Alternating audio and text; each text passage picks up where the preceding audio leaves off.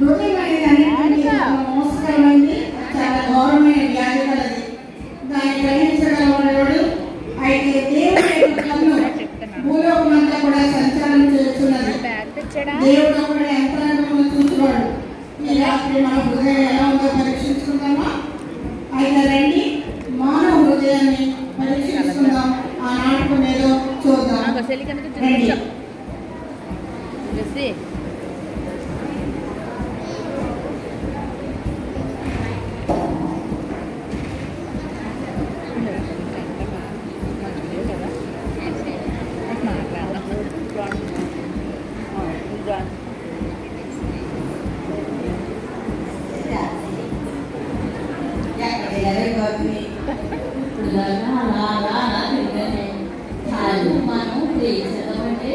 ఇదంతా చాలా బాగుంది. ఏంటి ఎలా ఉన్నది?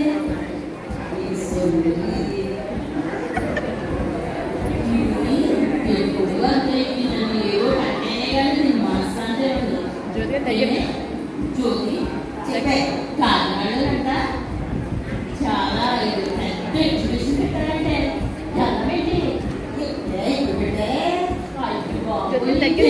బాబా ఎంత బాగా పెట్టారంటే అంత బాగా ఎగ్జిబిషన్ పెట్టారు. అంటే మన పక్కకి వచ్చేసింది. అవును రాని శాంతిని సన్నక్కడ సిద్ధం నడే బాబు, నడే బాబు. నిన్నే శాంతి సన్న రెండే ఎగ్జిబిషన్ పెట్టారని చూసొద్దాం.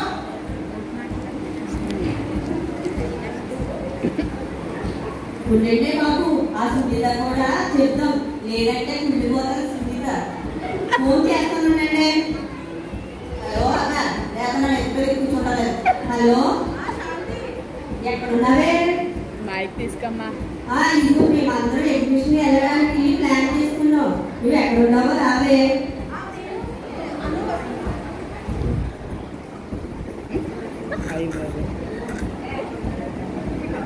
జెస్సీ జెస్సీ అని వేస్తున్నా చెప్పు.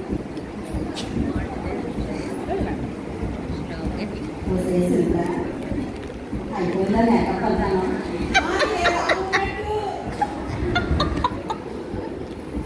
సరే కానీ కాకినాడలోని ఎగ్జిబిషన్ పెట్టారంటే ఎలా పెట్టే? అది చాలా రోజులు అయిపోయింది. మన అందరూ వెళ్తాం పడండి. అది ఇక్కడే ఉన్నాడా లేదా?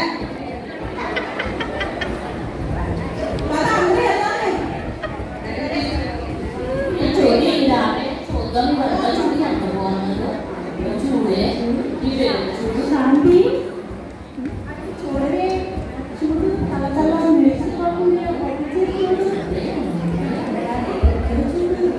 ఇలా చీరలు చూడు ఎంత బాగున్నాయో. సెమినార్లోను చీరలు ఎంత బాగున్నాయో చూడు. ఓలమ్మో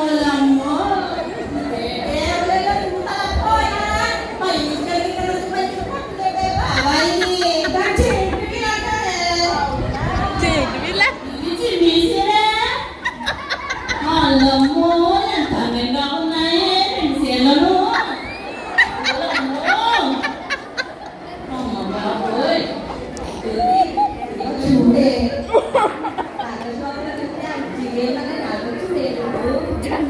అవునే.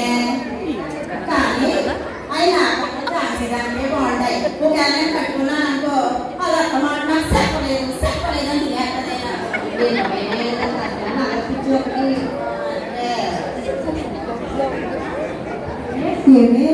చూడే ఆ చైన్లు హారాలు దగ్గరగా మెరిసిపోతున్నాయి.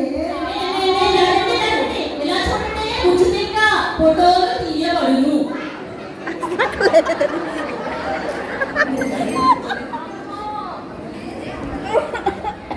అవునే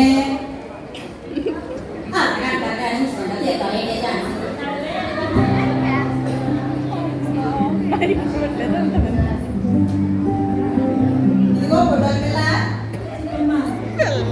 నిజంగా ఫోటో తీయమని చెప్పావు కదా, నిజంగా ఉచితంగా ఫోటో తీస్తావా? నిజంగా బాగా తీస్తావా? మీరు ఎలా ఉన్నారో అలాగే తీస్తాను. మీరు ఎలా ఉన్నారో అలాగే ఫోటోలు తీస్తాను. బాగా తీస్తావా ఫోటోలు? చెప్పాను కదమ్మా, మీరు ఎలా ఉన్నారో అలాగే తీస్తానని. ఉచితంగా చెప్పేసి ఎలా పడతా తీయకూడదు, చాలా బాగా తీయాలి. అదేనమ్మా, మీరు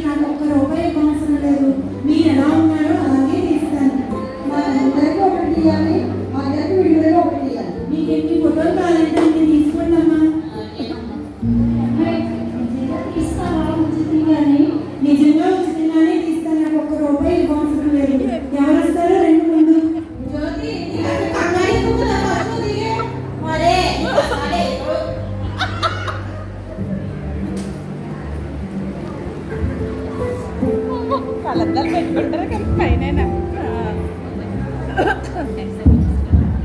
అమ్మ పూలు బాగా పడాలమ్మా చదివేస్తున్నా బాబు. అమ్మ సరిగ్గా నిలబడు. నిలబడిపోతావా కూర్చొనిపోతావా? నిలబడే తీపిల్ల 1 2 3 ఇదేంటమ్మా అందంగా ఉంటుంది మరి అంత తిరిగి నిలబడ్డావు? ఫోటో తీసిదానినా ఫోటో ఎందుకు తీసుకుంటాను? అదేదో ఉంట కదా రాజమండ్రి పక్కన అంట అదేదో అంట అక్కడికి మళ్ళీ తెచ్చాడు మా ఆయన పూలు పడద్దు. అమ్మా నీ పువ్వులు పట్టాయి, నువ్వు ఎలా ఉన్నావో అలా పట్టాయి. నువ్వు కదలకుండా నిలబడమ్మా. సరే అయితే తీవర్ స్మైల్ ప్లీజ్. నెక్స్ట్ ఎవరమ్మా? ఝాన్సీ నువ్వు వెళ్ళే. నాకు మాత్రం దానికి ఎలా తీసినా పర్వాలేదు కానీ నాకు మాత్రం చాలా బాగా తీయదు. అమ్మా బాగానే తీస్తానని చెప్పాను కదా. మాత్రం చాలా బాగా తీయాలి. నేను అవుతే జనాలో కొనుక్కున్నా నీకు అక్కడక్కడ బంగారు బాజులు ఉన్నాయి. సరే అమ్మా కదలకుండా నిలబడు. 1 2 3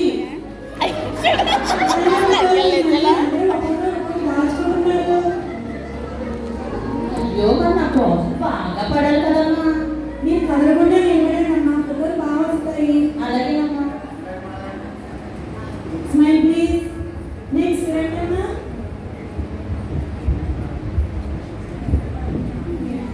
జడపడు అమ్మా నువ్వు కూర్చొని తీద్దామా నిలబడి తీద్దామా? సరే బాబు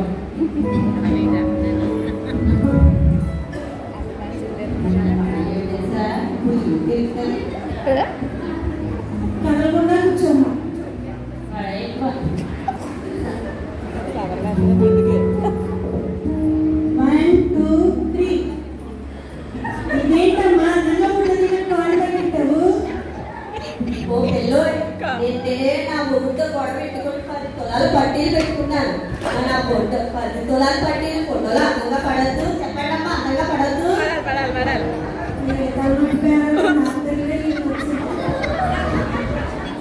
సరే అమ్మా కూర్చో. Smile please. నెక్స్ట్ వెళ్ళమ్మా. తీయండి ఓ అమ్మాయి బాగా తీయే ఫోటోను. నేను బాగానే తీస్తాను. నువ్వు కూర్చోబెట్టావా పడుకోబెట్టావా? అడుగుతాను సరే సరిగ్గా నిలబడి బాగా తీయి. నువ్వన్నా సరిగ్గా నిలబడు. 1 2 3 కళాంజలి ఇదేంటమ్మా ఫోటోలు తీయమని చేరుకున్నావు? ఏంటమ్మా సార్లే నేను ముప్పటి 10,000 పెట్టి తీసుకుని వచ్చాను చీర. ఏమనుకున్నారా నా చీరని నువ్వు ఇప్పుడు ఎంత అందంగా తీయాలో మరి తీయి. నా చీరని నన్ను కలిపి నా ఫ్రెండ్స్ చూసినప్పుడు ఈ ఫోటో ఎవరు తీశారబ్బా స్వర్ణలతేనా కాదా అనే విధంగా ఉండాలి నా ఫోటో. అలాగేనమ్మా మీరు ఎలా ఉన్నారో అలాగే తీస్తాను. అయితే ఓకే. కదలకుండా నిలబడండి. బాబు స్మైల్ ప్లీజ్. నెక్స్ట్ వెళ్ళమ్మా.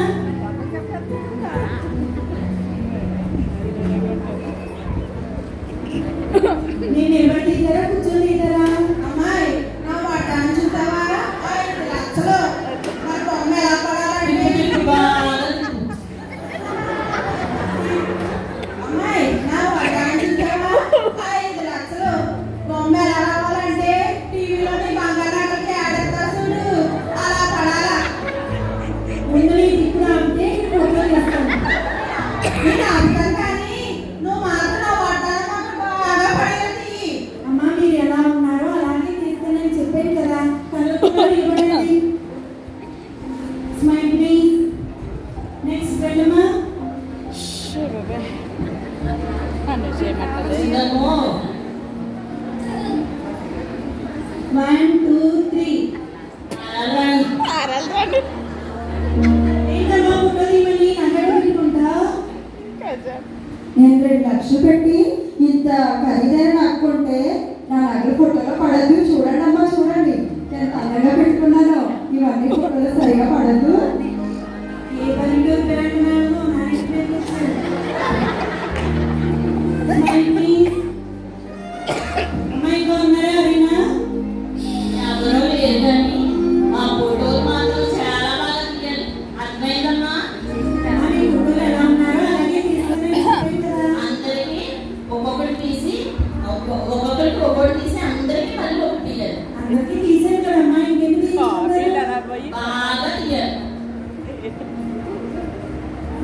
చూడటలా నీ ఫోటోకి మేకప్ ఏం సెట్ అంతా లేదు కానీ బాగా తెస్తా కదా ఫోటోలు చెప్తా అందుకని చెప్తావా అమ్మ మీరు ఎలా ఉన్నారో అలాగే తీసాను, అలాగే ఎడిట్ చేసి ఇస్తాను. ఇంకా చాలా ఉన్నాయి కదా ఎగ్జిబిషన్లో, అవన్నీ చూసి 2 గంటలు ఆగాక రండి. సరే నాకు మొహం బాగా తీసిగా కనపడలేదు. బాబో ఇంట్లో మా తలనొప్పి తెచ్చేసారు.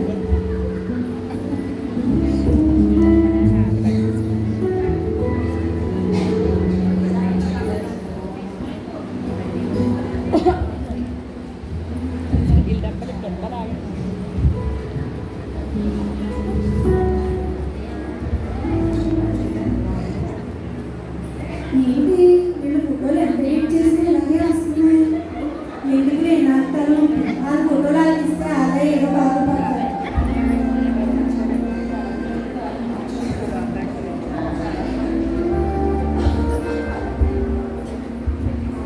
అమ్మా ఫోటోలు వేయమ్మా. అమ్మ మా ఫోటోలు ఎప్పుడెత్తావు? అమ్మ మీద పడిపోకండి అమ్మ, ఇస్తాను వచ్చేది. బాగా వచ్చాయమ్మా ఫోటోలు. చెప్పాను కదా లైన్లో నిలబడండి, ఫోటోలు తీస్తాను. ఇస్తారు లైన్లో నిలబడండి.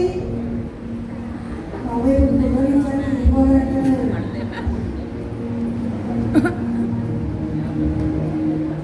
స్కూల్ సంఘాలు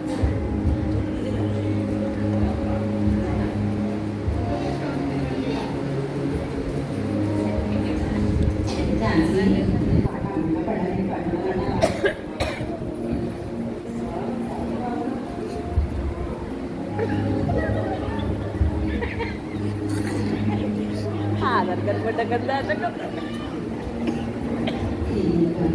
అంటే ఇదంతా చెప్పేది.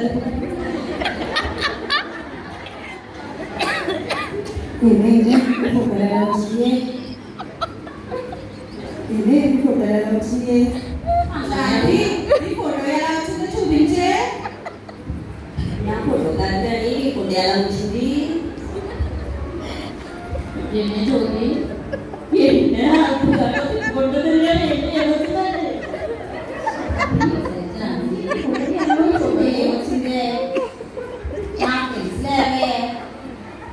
ఒకసారి చూసుకోవాలి ఫోటో ఏమొచ్చిందో.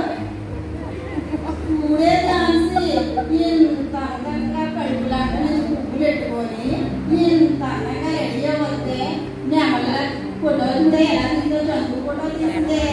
చూడే ఛాన్సి 5 లక్షలు పెట్టి వాటాన్ని పెట్టుకుంటే జంతువులా తీసిందంటే మాదే శాంతి ఫోటో ఏమొచ్చింది? అందుకని ఈ ఫోటో ఏమొచ్చింది? ఏముంది జంతువుల రూపంలో ఉండవే ఈ ఫోటోలు. నీకు అందంగా రెడీ అయ్యి వస్తే జంతువుల పోటీలో ఉండవే ఈ ఫోటోలు. ఏది చూపించు.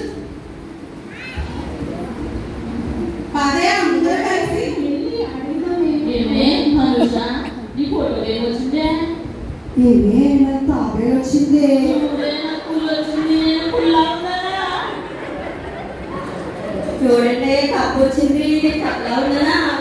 ఏమే ఏంటి మన ఇంత అందంగా రెడీ వస్తున్నా వాళ్ళ చదువులో కూడా తీసుకుంది. దాని పని చెప్తా పదండి, అడుగుతాం పదండి.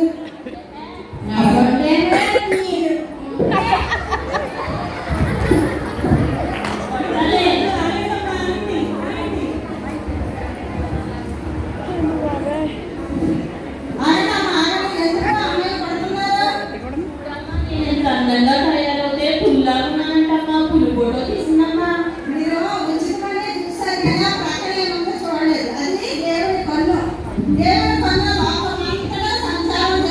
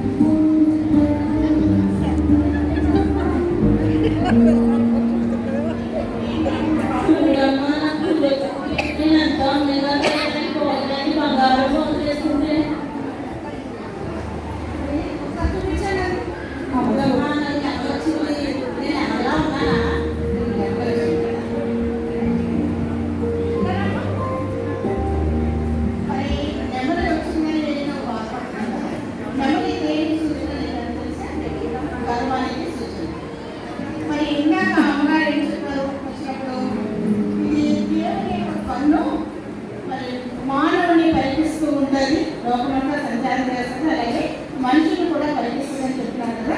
అంటే దేవుడు మన అంతరంగాన్ని చూసేటువంటి వాడు. కాబట్టి నువ్వు దేవుడి దృష్టిలో నువ్వు నెమలాగా కనపడుతున్నావు. నెమలి అంటే గర్వానికి, అంటే నీలో ఉన్నటువంటి అహంకారము గర్వము దేవునికి తెలిసాయి కాబట్టి నీకు ఈ ప్రతిరూపం అనేది వచ్చింది. కాబట్టి బయట గ్రంథం ఏం చెప్తుంది, నాశనానికి ముందు గర్వం నడుస్తారు, పడిపోవడానికి ముందు మరి అహంకారం ఇవన్నీ కూడా మానవ హృదయాన్ని తాకుతూ ఉంటాయి. కాబట్టి అవన్నీ పడిపోవడానికి కారణం అవుతాయి. మరి దేవుని దృష్టిలో నువ్వు గర్వము స్త్రీగా కనపడ్డావు కాబట్టి నీకు ప్రతిరూపం వచ్చింది. మరి దేవుని యొక్క దీవుల్లో మీ యొక్క గర్వాన్ని విడిచిపెట్టుకున్నట్లయితే దేవుని యొక్క దీవులు పొందడంలో అటువంటి మనసు కలిగి ఉండడానికి ప్రయత్నం చేయమ్మా. అలాగే అమ్మా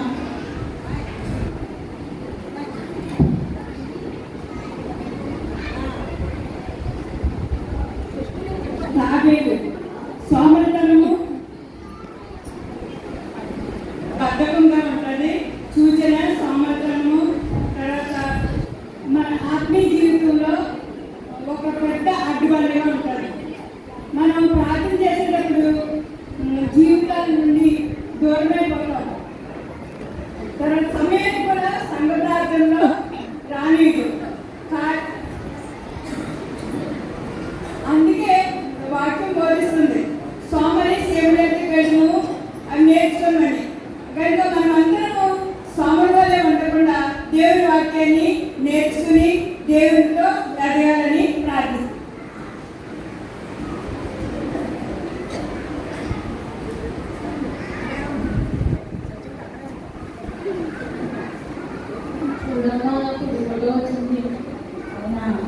పులికి ఏం సాదృశ్యంగా ఉందో తెలుసా నీకు? తెలియదమ్మా. పులి క్రూరమైన జంతువు, అలాగే దుష్ట స్వభావం కలిగింది. తోటి జంతువులను సైతం పీక్కుంటూ ఉంటుంది. అవును కదా? అలాగే బైబిల్లో కయ్యను కూడా ఇలాంటి స్వభావం కలిగి ఉన్నాడు. తన సహోదరుడైన హేబేలును సైతం హతమార్చాడు. అవును కదా? రక్త సంబంధి అని కూడా చూడలేదు. కానీ మనం అలాంటి స్వభావాన్ని విడిచిపెట్టి దేవుని సాధువైనట్టి మృదువైనట్టి స్వభావంతో దేవుని సంతోషపెట్టాలి. సరేనా? ఇక్కడి నుంచి అయినా అలా జీవిద్దాం.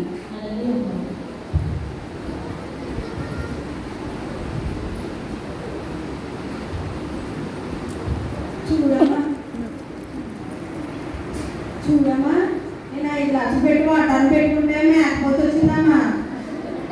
మేకపోతు వచ్చిందా? మేకపోతు గంభీర్యం అంటారు. అయితే ఇది ఉన్నది లేవట్లేదా పొగరు కలిగి ఉంటుంది.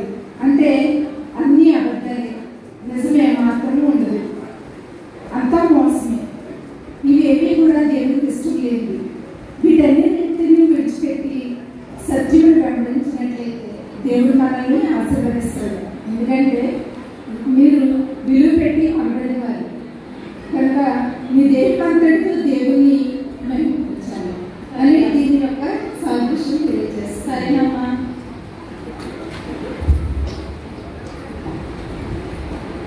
చూడడంలో తప్పొచ్చింది. దేనికి సూచన తెలుసా మనకు? కప్పు అనేది కంతులు వేసేటువంటి స్వభావం కలిగింది. అటు నీటిలోనూ సంచరిస్తుంది, నేల మీద కూడా అది బ్రతుకుతుంది. అలాగే మానవులు కూడా ఇటు లోకంతో స్నేహం చేస్తారు, అటు దేవుడితో కూడా స్నేహం చేస్తారు. కాబట్టి దేవుడు ఏమో చెప్పాడంటే లోక స్నేహాన్ని విడిచిపెట్టి మరి తనతో స్నేహం చేసినట్లయితే మరి మానవుడిని దేవుడు తన గొప్పగా ఆశీర్వదిస్తాడు.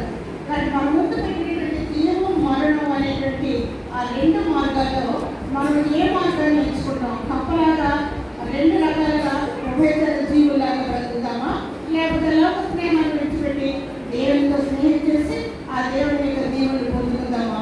ఈ రెండింటిలో ఏ మార్గం మరి మంచిది అనేది నువ్వు గ్రహించుకొని ఆ ప్రకారంగా నువ్వు జీవించినట్లయితే ఆ దేవుడి యొక్క దీవులు తప్పకుండా కలుగుతాయమ్మా. నిరీక్షణ ప్రయత్నం చేయి.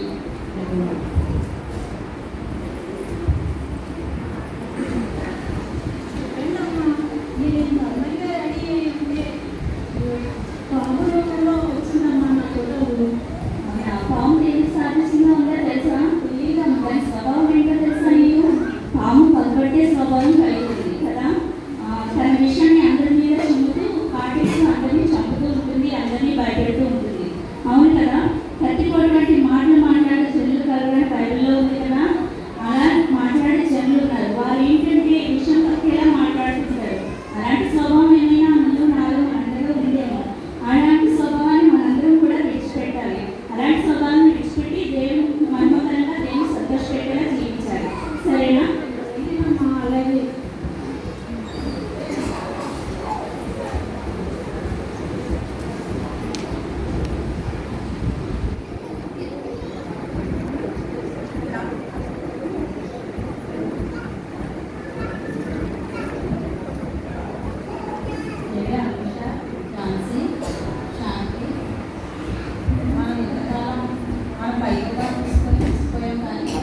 దేవుడి పనిలో ఉన్నామన్న విషయం మనకు తెలియలేదు.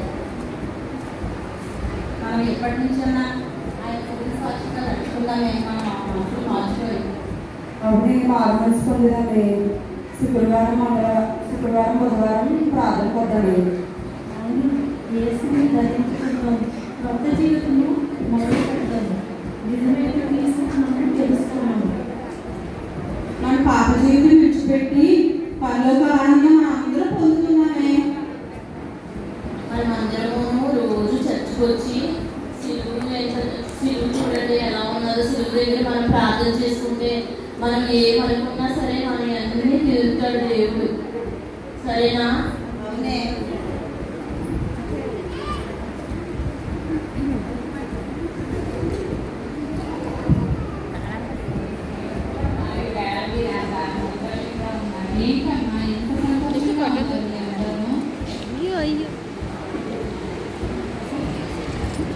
అమ్మా, మేము ఎంతకాలం మా ప్రయోగాలు చూసి, కానీ ఈరోజు మేము అక్కడ దేవుని పనులు ఎలా జీవించాలని మా అందరికీ తెలిసిందమ్మా. అందుకే ఇంత సంతోషంగా ఉన్నామమ్మా మేమందరం. చాలా సంతోషంగా పాప స్వభావంతో సాకార క్రియతో మనం దేవునికి దూరమైనట్టుగా తండ్రి మరలా మనల్ని పాపం నుండి విడిపించే తన కుమారుని రక్షకునిగా ఈ భూలోకానికి పంపించడమా.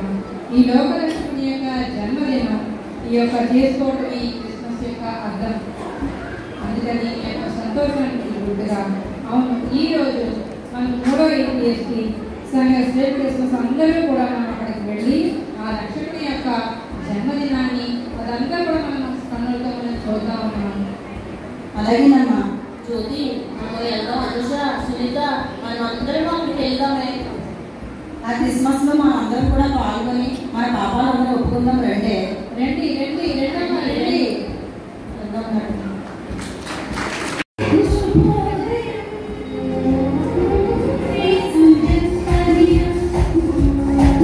Thank you.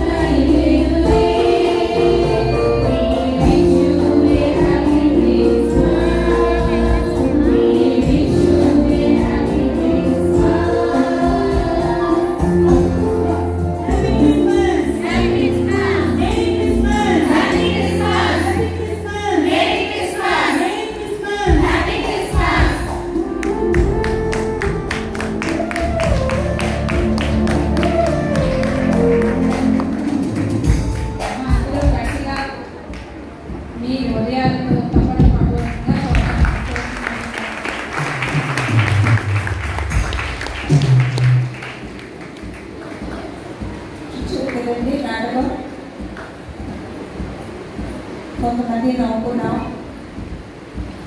కొంతమంది కొంత అర్థమైంది, కొంతమందికి ఏమీ అర్థం అవ్వలేదు. కానీ ఇదే స్కిట్ మరలా వేయబడతా ఉందండి. అంటే ఇప్పుడు ఎక్కడేస్తారు ఎవరేస్తారు అని అనుకుంటున్నారు మీరు. మనమందరం కూడా న్యాయాధిపతి అయిన యేసయ్య ముందు ప్రత్యక్షం కావాల్సిన రోజు వస్తూ ఉంది. ఆ రోజు మనం యేసయ్య ముందు నిలబడినప్పుడు ఇదే స్కిట్ వేయబడుతుంది.